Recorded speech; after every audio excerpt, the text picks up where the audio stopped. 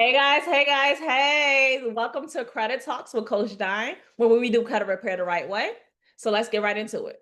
What we're going to be going over today is going to blow your mind, but it is going to help you be successful in your credit repair journey. Whether you are clearing your credit for yourself, for your family, for friends, for your clients, this is going to allow for you to be able to be successful. And it's also going to help you stay organized and be able to strategize the most effectively. All right. So let's get right into it. Wipe your credit reports clean with these questions. Question number 1. Does this accurately reflect my account history? Now, this question is what you're going to ask as you are going through your credit reports, looking at the negative items. If you are going through your accounts and you're looking through the history and you start to see that things are not adding up, things are not making sense, things do not accurately reflect the total history of your account, then you have a strong case for your credit dispute. All right. So when you are going through your journey, you need to ask, as it relates to every single negative account, does this account history, these account details, does it reflect accurately? Of course, you want the answer to be no, because when it's no, that means that you have a strong starting point. All right, let's get into the next question. Question number 2. Does this completely show my account history? When it comes to you filing your credit disputes, when it comes to you trying to clear off your credit, there are 2 things that trigger a credit dispute, that trigger a reinvestigation as it relates to your disputes. You, as a consumer, disputing the accuracy and completeness of an item on your credit reports. So when, as you see in the first question, I mentioned, did it reflect your account history accurately? This one, the key word is completely. All right. Does this completely show my account history? Now, I want you all to know this. When it comes to the payment history within your account, you are going to find that they might only report maybe the past 3 years, the past 12 months.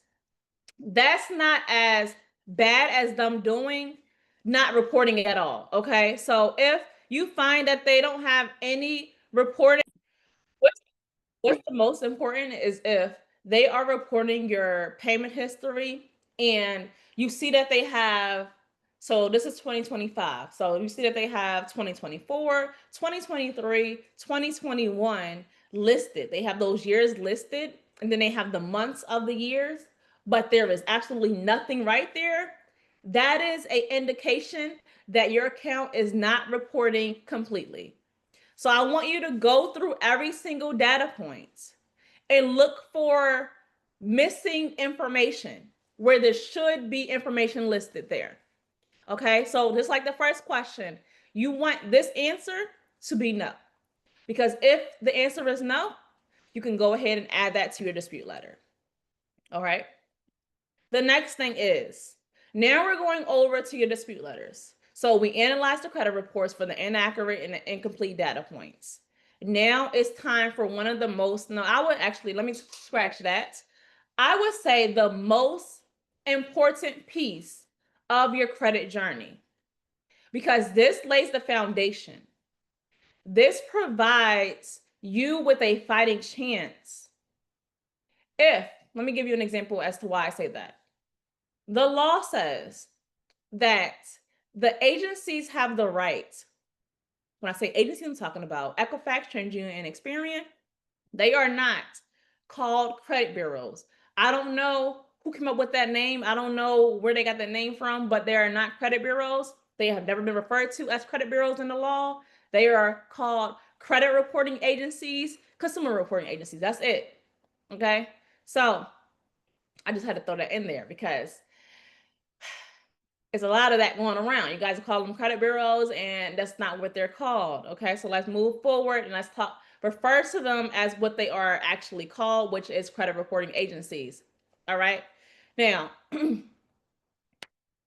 when it comes to the law, the FCRA, which is how you're even able to do these things in the first place, dispute these things on your credit report in the first place.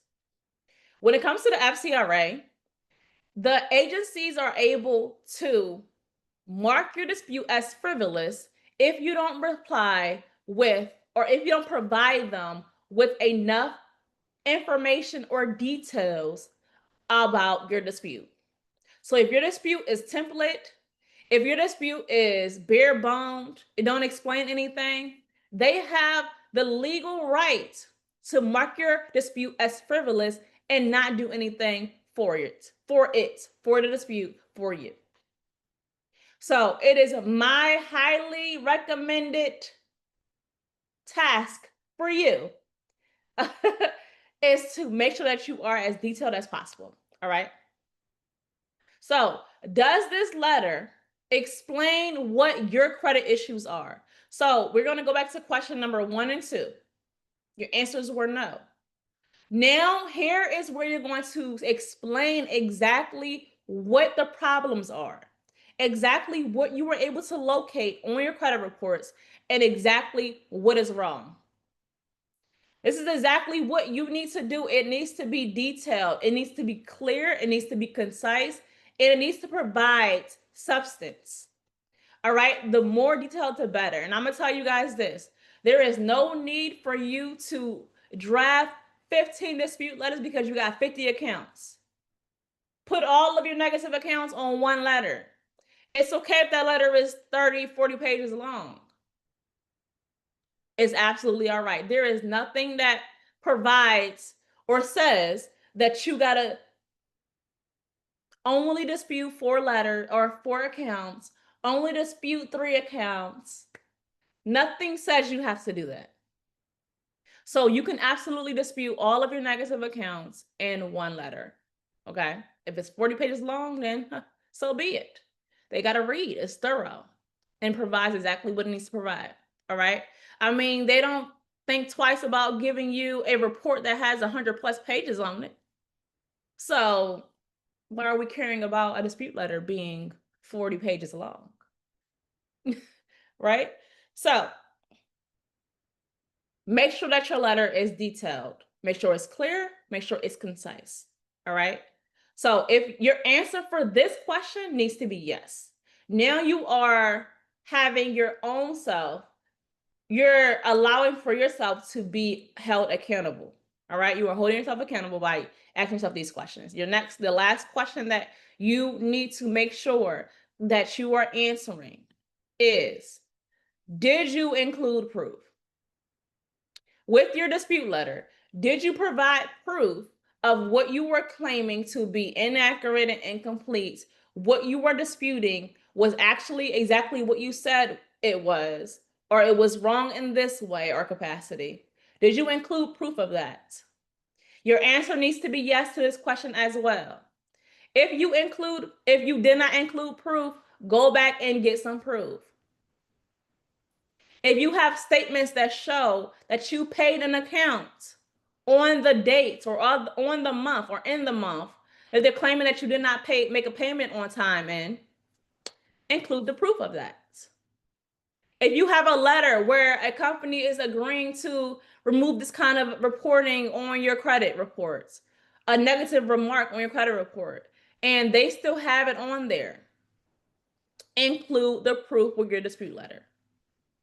Any statements, any screenshots of payments, any documentation that's going to help you strengthen your position, include the proof and send it with your letter.